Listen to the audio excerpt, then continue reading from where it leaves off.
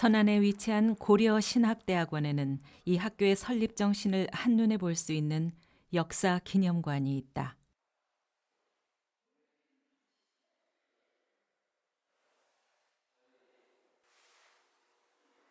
이곳엔 특히 일제강점기 시절 신사참배를 반대했던 기록들이 생생히 전시되어 있다. 순교를 각오하며 신사참배를 거부했던 기독교인들의 고난이 보는 이들의 마음을 숙연케 한다.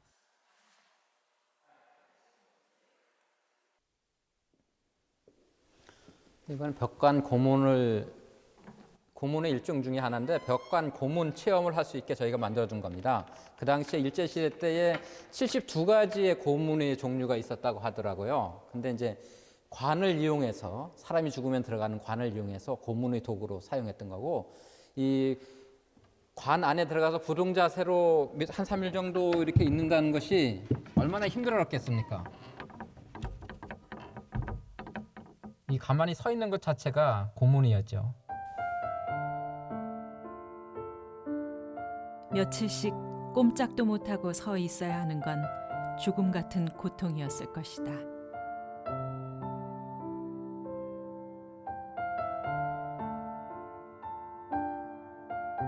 일본 천황에게 끝까지 고개를 숙이지 않은 죄로 감옥에서 말할 수 없는 고통을 겪었던 성도들.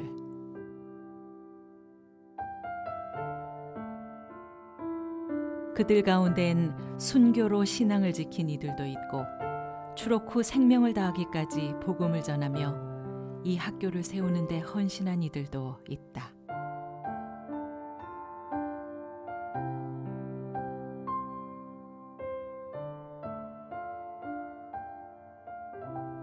백안의 선교사 한부선, 그 역시 끝까지 신사참배를 거부하며 신앙을 지킨 추록 성도 중 하나다.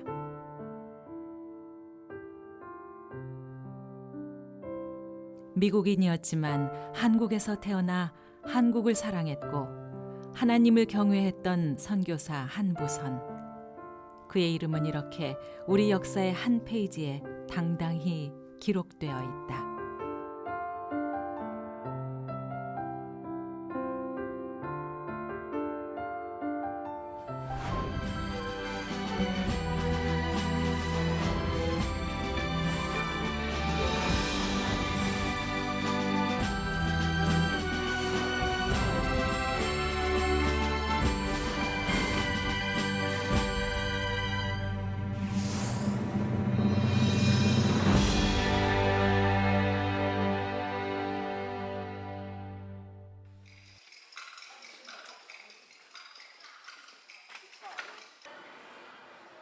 중국 하얼빈엔 현대화로 탈바꿈한 도시 이면에 아직도 3, 40년대 모습을 그대로 간직하고 있는 곳이 있다.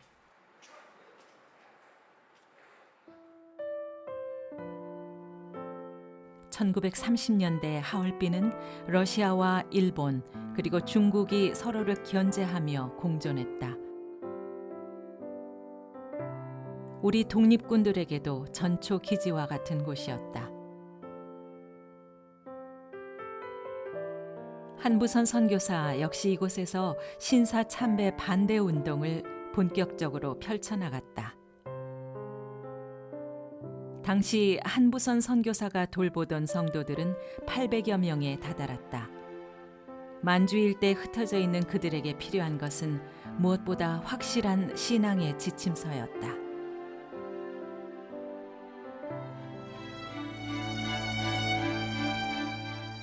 그렇게 만들어진 것이 장로교 언약문서다.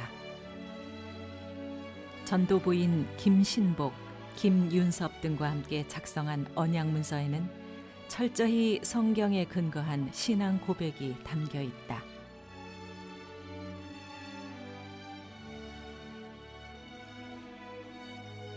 신사참배가 우상숭배라는 것을 성경적인 교리로 설명하고 동의하는 성도들은 이 문서에 서명하도록 했다.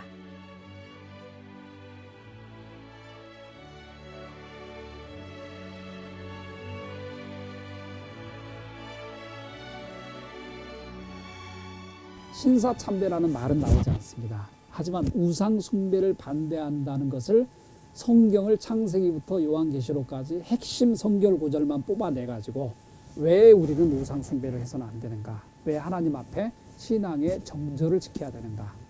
아주 어떻게 보면은 그 고차원적인 신사참배 반대 문건이 되겠죠. 아마 그러한 언약에 근거한 신앙 공동체가 존재했었다고 하는 것이 신사참배를 대부분이 가기를 했지만 그래도 적지 않은 우리 성도들이 의연히 또 소수지만 한국교회의 신앙의 맥을 이어왔다는 면에서는 참 한국교회의 자락이라고 볼 수가 있죠. 오직 성경 말씀을 따르겠다는 언약 문서에 서명을 한 성도들은 어린아이까지 모두 430여 명에 이르렀다.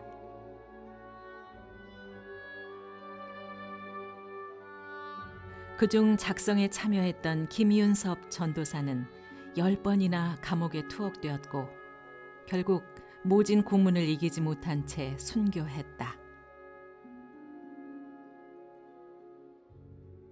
안영의 성도 역시 언약 문서를 자신의 신앙 고백으로 받아들인 후 투옥되어 순교를 당했다.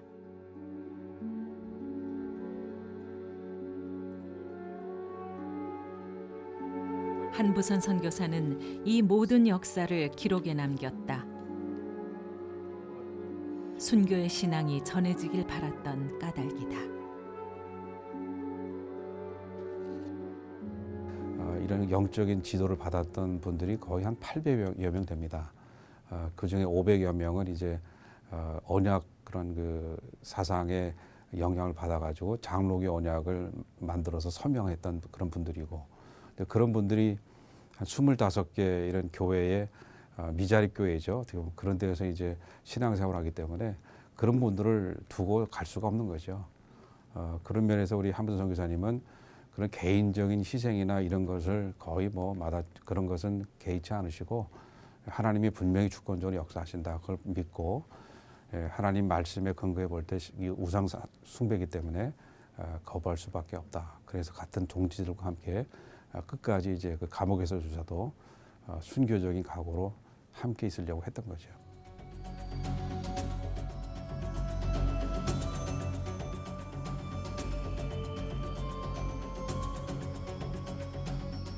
한부선 선교사는 일제 탄압이 극에 달았던 1940년대에도 한국을 떠나지 않았다. 사랑하는 아내와 어린 아이들도 그의 길을 막지 못했다. 결국 그는 함께 사역하던 의사 베이남 선교사와 함께 일본 경찰에 붙잡히고 만다.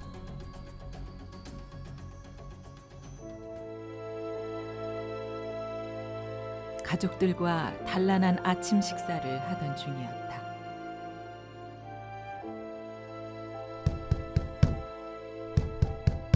브루스한테 당신을 체포하러 왔어. 순순히 따르지 않으면 강제로 끌고 갈 것이오.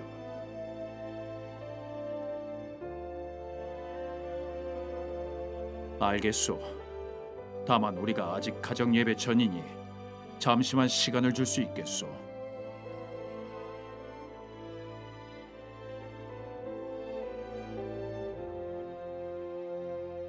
한부선 선교사는 아이들과 함께 언제나 그랬듯 가정 예배를 드렸다. 하나님만이 우리의 피난처요 힘이 되신다는 시편의 말씀은 그분의 약속이요 응답이었다.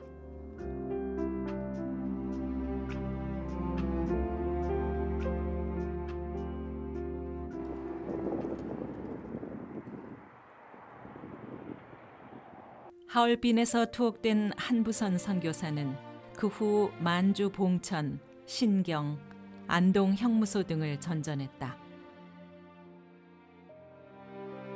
그때마다 일본군은 그에게 회유와 신문을 일삼았는데 한부선 선교사의 대답은 언제나 목숨을 건 신앙의 고백이었다.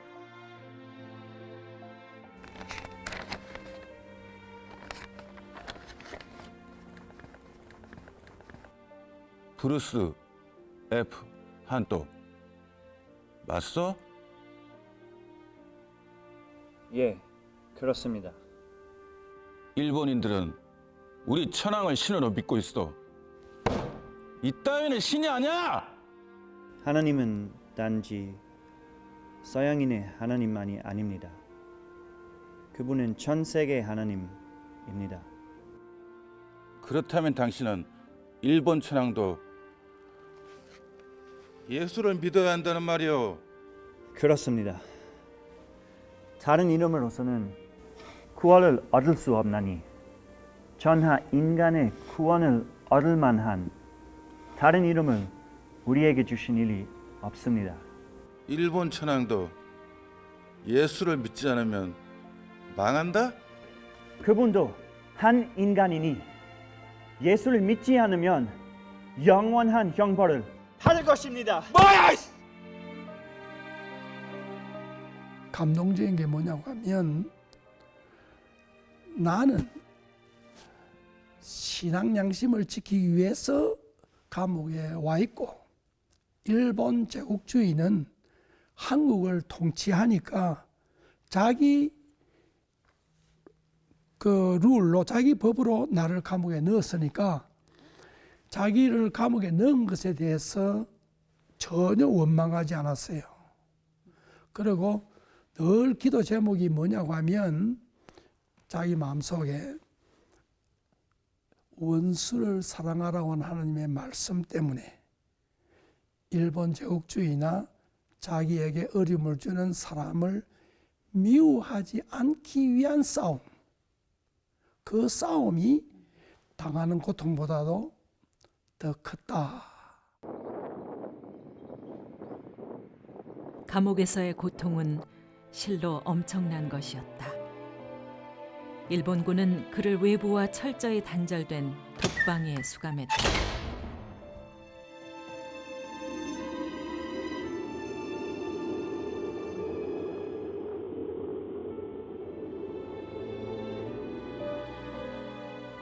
살을 내이는 추위와 배고픔도 견딜 수 없었지만 그보다 더한 고통은 한치 앞을 알 수 없는 두려움과 외로움이었다.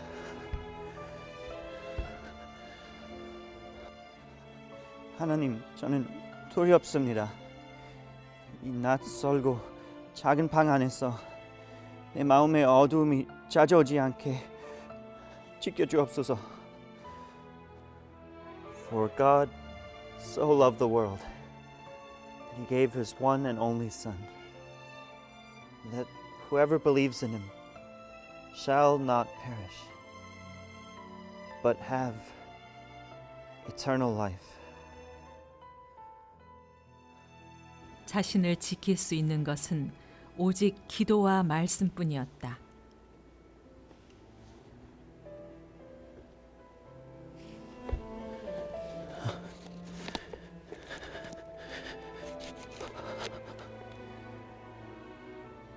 한부선 선교사는 구두끈에 달린 쇠 장식으로 외우고 있던 성경 구절을 기록하기 시작했다.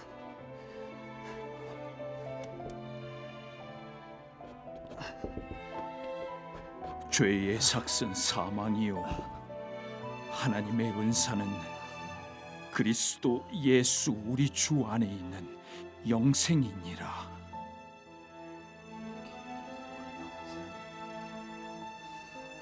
육신은 힘들었지만 말씀은 언제나 그에게 가장 큰 힘이 되었다.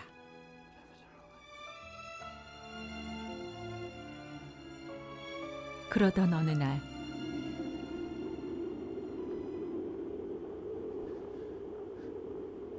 Give thanks unto Jehovah,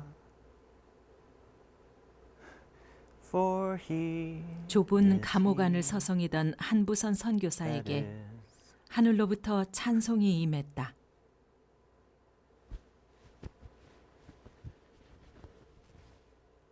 하나님을 향한 곡조와 가사가 저절로 떠오른 것인데 그는 외투에 남아있던 동전 하나로 그 찬송 시를 써내려가기 시작했다.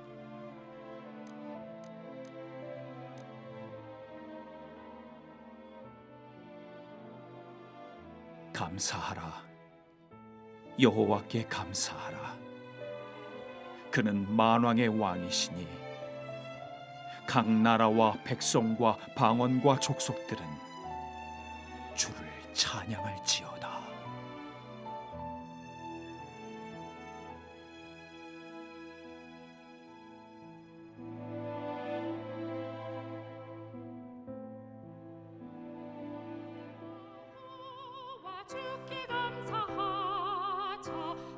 이 찬송은 감옥송이라 불리며 그 악보가 전해지고 있는데 하나님께 언제나 감사와 찬양을 드리겠다는 그의 의지가 녹아있다.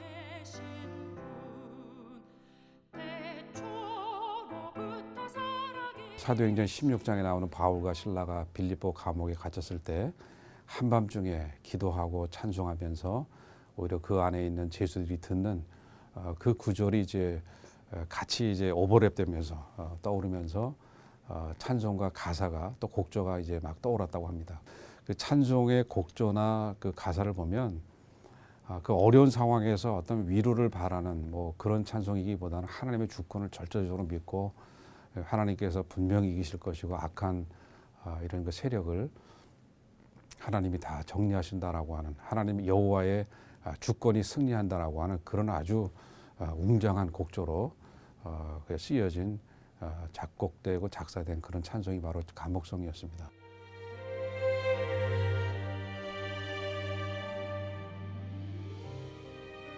한부선 선교사는 1942년 6월 투옥된 지 8개월 만에 석방되었다. 그러나 그는 더 이상 한국에 머물지 못했다. 미국과 일본의 포로 교환 협정에 따라 강제 출국을 당해야 했다.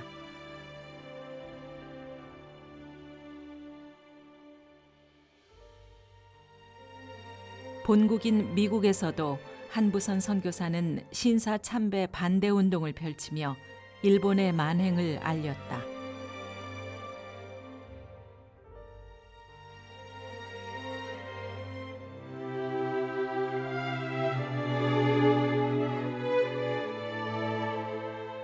그런 그에게 한국의 해방은 새로운 기회였다.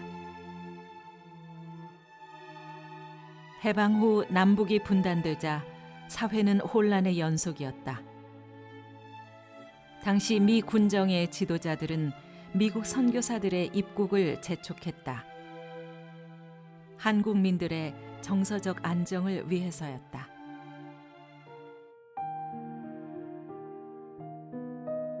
한부선 선교사는 그 부름에 누구보다 앞장서 달려왔다.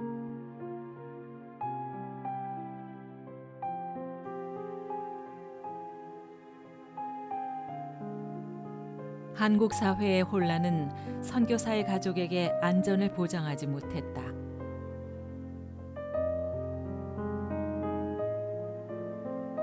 한국에 홀로 남은 한부선 선교사는 그리운 아내에게 매일같이 편지를 쓰기 시작했다.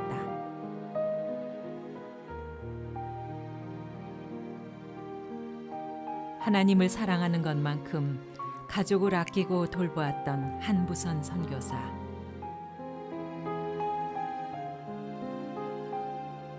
그의 편지는 머나먼 타국에 있는 아이들에게 아버지의 사랑을 충분히 느끼게 해주었다.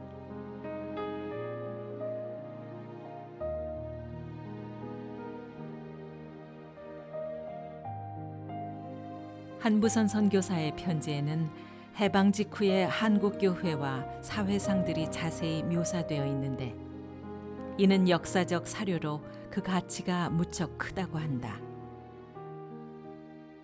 한부선 선교사 사진 모은 건데요. 이게 1946년 3월 15일 날 처음에 오셨네요.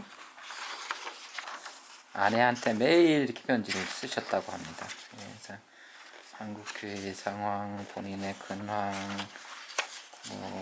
여러 가지 또 고려신학교 오자마자 3개월 후에 이제 고려신학교를 같이 설립하셨고, 네, 박권사, 김신복, 김태경, 한스 이렇게 해서 이 편지들은 오랜 세월을 거쳐 최근 서간집으로 출간되기도 했다.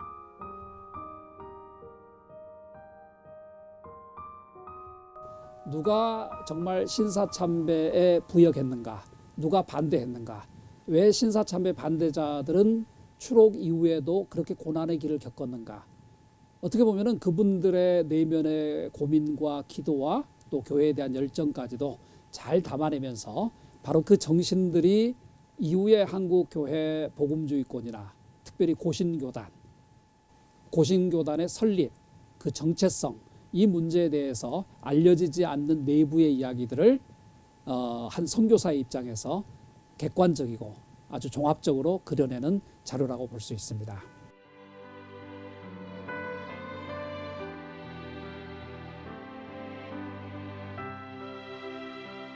한국으로 돌아온 한부선 선교사는 고려신학교 설립에 적극 참여하게 된다.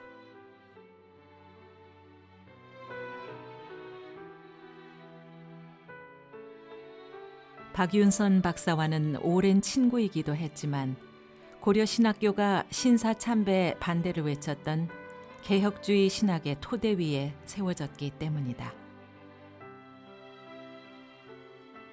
고려신학교는 46년 9월달에 정식 개교했는데 한부선 선교사가 내한했을 때가 고려신학교 설립되고 나서 2달 지났을 때입니다. 그때 요한계시록 12장을 가지고 설교했습니다. 그 12장 내용이 신앙을 지키기 위해서 싸웠던 그 일들을 회상시켜주는 일들인데 이 설교만 보더라도 그 당시 한부선, 박윤선, 한삼동, 주남선 이분이 똑같은 신앙 정신을 일했던 분임을 알 수 있고 그 신앙적 동질성 때문에 한부선 선교사는 처음부터 고려신학교 후원했고 때로는 교수로 때로는 부교장으로 그렇게 봉사했다고 볼 수 있습니다. 고신 출범에 거의 절대적인 재정적인 후원을 받아온 분이 한부선 선교사였습니다. 그리고 자신이 목회를 이렇게 설교를 다니면서 받았던 사례비 전체를 고신에 이렇게 헌금을 하셨고, 그리고 미 군정과 미국과 연결하면서 수많은 재정 지원을 받아왔던 게 바로 한부선 선교사였습니다. 정말 부산 지역의 고신만이 아니라 수많은 기독교인들과 미 군정을 연결하고 편지를 써주고 심지어 직계약 문서를 만들어주고 땅 구입 문서를 만들어주는 역할, 이거는 한국교회가 잃어버린 거죠. 그 모든 일을 한부선 선교사가 했습니다. 때문에 부산 경상도에서 한부선 선교사의 기여는 지금까지 너무 과소평가되어 있었던 거고요. 마지막 5번째로 말씀드리자면은 2세대를 길러내는 작업들, 거창고등학교의 전영창 선생님의 미국 유학 추천서를 바로 한부선 선교사가 써주셨습니다. 뿐만 아니라 당시 외국에 나가려고 하는 수많은 젊은 인물들의 추천서, 심지어 그분들이 한국 돈은 많이 있었지만 달러로 바꿀 수 없으니까 그 달러로 환전해 주는 역할까지 한부선 선교사가 했습니다.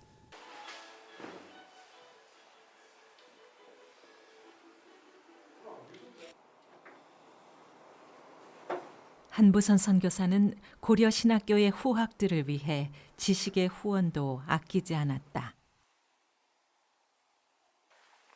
여기 이제 프린스턴 리뷰나 프린스턴 세밀러지컬 리뷰 이런 잡지들은 1900년대 초기의 자료들인데, 그리고 그 프레스비테리안 저널이라든지 이런 것들을 기증을 해주셨습니다. 여기 보시면은 이거는 1908년에 프린스턴 시롤지컬 리뷰 창간호 1권 1호입니다. 예. 교수 연구실에 뭐 몇 권 정도 있는 책을 갖고 이제 학교가 시작되다 보니까 책이 굉장히 부족한 상태였죠. 그러다 보니까 맨 처음에 와서 자기 아내한테 그 도서 목록 90 몇 권을 작성을 했다. 그래서 이건 내가 신학교를 시작할 때 참 중요한 자료니까 빨리 사서 보내라. 그런 내용들이 부인한테 보낸 편지에 소개되어 있는 걸로 알고 있습니다. 그리고 그의 부친 한유령 선교사님께서도 그 많은 책들을 저희 도서관에 기증해 주셨죠.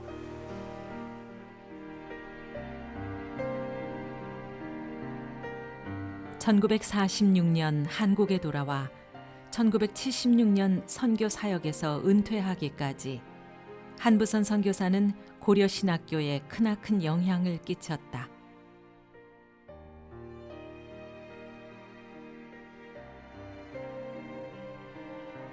그의 보수 신학이 장로교단의 분열을 부추겼다는 평가도 있다. 그러나 하나님의 절대 주권을 향한 그의 믿음은 지금도 제자들에게 생생히 기억되고 있다. 고신하면은 한상동 목사님이라든지 주기철 목사님이라든지 우리가 떠올릴 수 있는 분이 있지만은 실상 한부선 선교사, 외국인이셨지만은 한부선 선교사가 저희 세대의 목회자들에게 끼친 영향은 아주 지대했던 것 같습니다. 그래서 저희 또래 사람들은 다 한부선 선교사님에 대해서 그 어떤 선배 목사에 대한 존경보다도 못지않는 존경심을 가지고 있습니다. 하나님 사랑이었고 하나님 말씀 사랑이라는 것이 아주 뚜렷했습니다. 그러니까 하나님 말씀에 위배되는 일에서는 절대 생명을 내놓고 거부할 수 있었던 그런 올곧은 신앙인의 모습이 참 제게는 큰 도전이 되었습니다.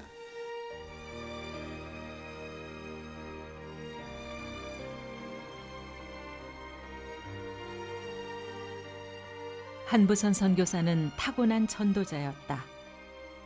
선교가 없는 교회는 죽은 교회라는 신념을 가진 선교사였다. 신학교를 은퇴한 후 발길이 닿는 곳이면 어디에서든 복음을 전했던 한부선 선교사.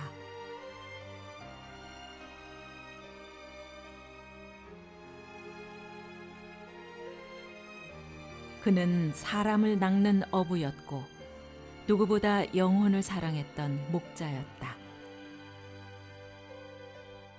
미국 사람을 그 눈앞에서 이렇게 본 것도 처음이고 제일 처음 본 미국 사람이었는데 그 미국 사람이 한국말을 너무 잘했고 그다음에 나중에 전심 때 또 뭐 음식 잡수시는 거 보니까 한국 뭐 김치 이런 국 이런 거 너무 잘 잡수셔가지고 미국서 왔다는 소식이 미국 사람 같이 생겼는데 한국 음식 너무 잘 잡수시고 한국말 너무 잘하시고 그래서 제가 많이 놀랬죠. 이분은 아버지가 선교사였고 장인이 선교사였고 본인이 선교사였는데 한 곳에서 안착해서 목회를 하는 정주 목회자가 아니라 나는 평생 선교사였다. 중요한 것은 선교사란 1년 365일 중에 최소 150일 이상을 선교 현장에서 자고 민초들과 몸을 뒹굴 때 선교사다. 이 점은 우리 한국 선교사뿐만 아니라 우리 목회자들이 한번 되뇌어 보아야 될 핵심 메시지가 아닐까 생각합니다.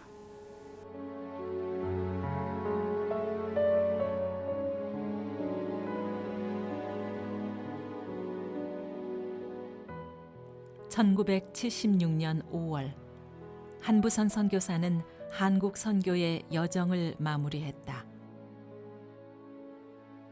그의 나이 만 73세였다. 부산 기독교계가 그의 정년을 3년이나 미룬 까닭이었다.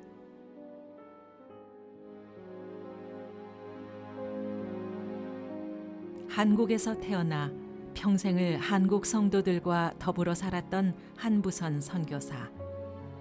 그의 마지막 당부 역시 땅 끝까지 복음을 전하자는 간절한 소망이었다.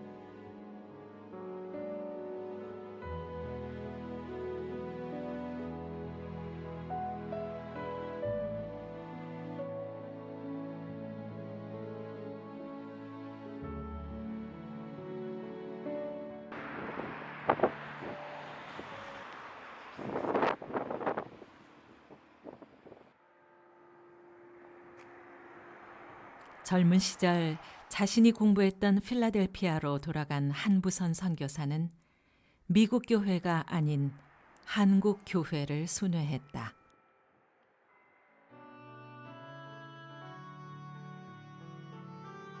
그는 1970년대 당시만 해도 연약했던 이민교회에 영적인 부흥을 일으키기 시작했다. 지치고 힘들었던 이민 성도들은 그가 전하는 하나님의 말씀과 따뜻한 사랑에 큰 위로를 받았다. 한국 교회를 향한 그의 선교적 삶은 이곳에서도 계속된 것이다. 한국에서 오래 사역을 하셨지만 미국에 오셔서도 동포 사회 저희들과 더불어 호흡을 같이 하면서 정말 우리 한국 사람한테는 참 특별한 선교사로, 제가 기억하기로는 빌리 그레함 목사와 버금가는 저희들에게 참 대단한 영향력도 끼치고 참 신앙의 본을 보이신 그런 목사님으로 기억합니다. 그의 나이 80이 넘기까지 한부선 선교사는 이민 성도들과 애환을 나누고 복음을 전했다. 한국 기독교계는 선교 100주년을 기념하는 뉴욕 전도대회에서 그에게 한국 선교에 공헌한 표창장을 수여했다.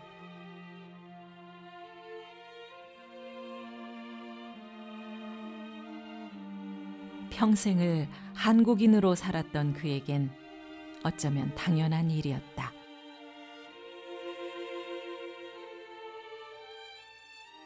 한 나라에서 다른 나라로 가서 산다는 그 자체가 헌신이죠. 그 대를 이어서 헌신을 한다는 그것은 정말 충성이죠. 이민교회가 맨 처음에는 모였다가 이제 흩어지게 되고, 또 흩어진다고 하는 것은 반드시 교회가 분열됐다기보다는 교민들이 사는 분포 지역이 넓어지게 되고, 또 그거에 따라서 교회들이 한두 개 더 생기게 되는데, 정말 정통신학을 가지시고 잘 가르쳐 주신 그것으로 인해서 그 영적인 혜택을 받은 분들이 이 정말 아름다운 신앙을 가진 전통들을 이곳저곳에서 많이 세우게 하시는 좋은 좀 지도자셨다, 그런 확신이 있습니다.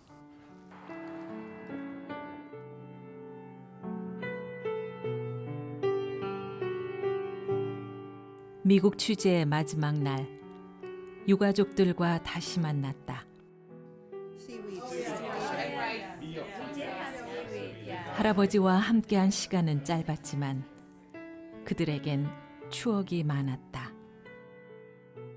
Each of us on our birthday, every year growing up, would receive a letter from Grandpa. And it always had a poem that he would write. Every single birthday, you knew you were going to get a letter from Grandpa, even if you hadn't seen him in 7 years. In the United States for Thanksgiving, everybody has mashed potatoes, turkey, and our family has rice instead.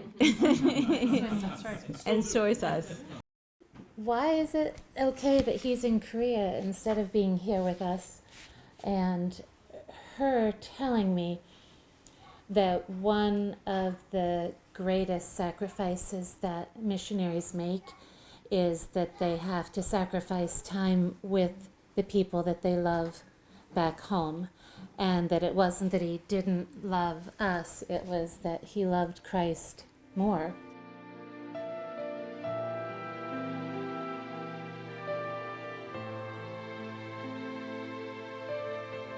사랑하는 아내와 5 아이들. 한부선 선교사는 가족들을 끔찍이 사랑했다. 손자 손녀들에게도 말할 수 없이 자상한 할아버지였다. 가족들은 지금도 매년 추수감사절에 모여 한부선 선교사를 추억한다고 한다. 그가 보여준 하나님의 사랑이 마음속에 여전히 살아있기 때문이다.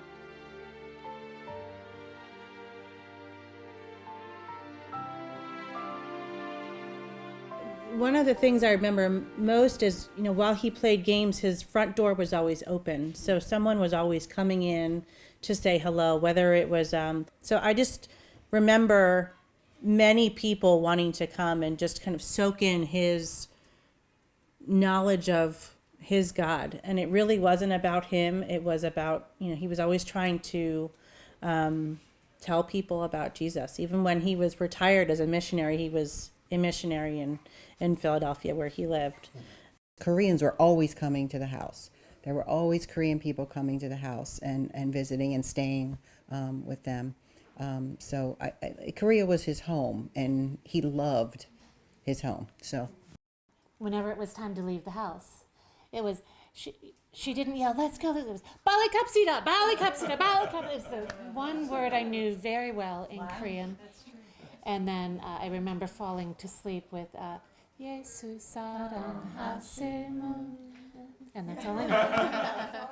예수 사랑하세요, 거룩하신 마릴레, 우리들은 약한 나 예수 관성하도다. 나 사랑하셈, 나 사랑하셈, 나 사랑하셈, 성령 예수네.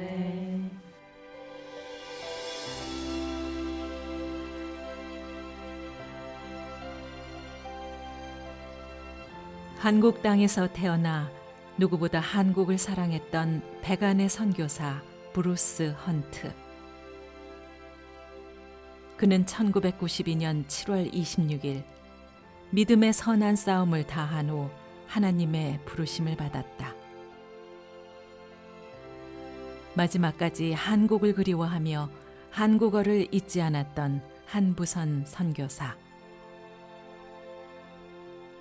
그는 참 신앙으로 민족과 문화의 차이를 뛰어넘으며 오직 복음에 헌신했던 목자요 전도자였다. 그리고 누구보다도 가장 한국적인 미국 선교사였다.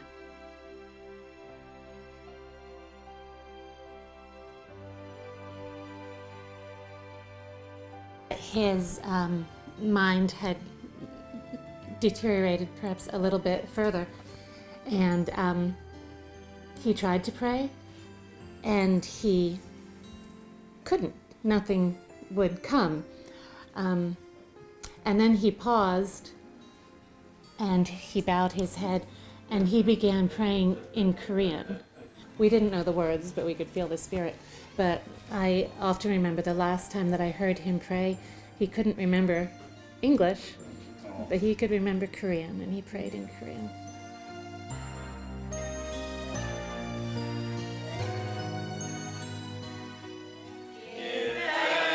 Give thanks unto Jehovah, for he is he that is.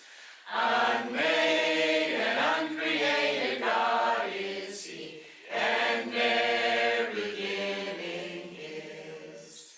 Before all time and to eternity, Jehovah God is he. Give thanks unto Jehovah. Give thanks, he reigns eternally.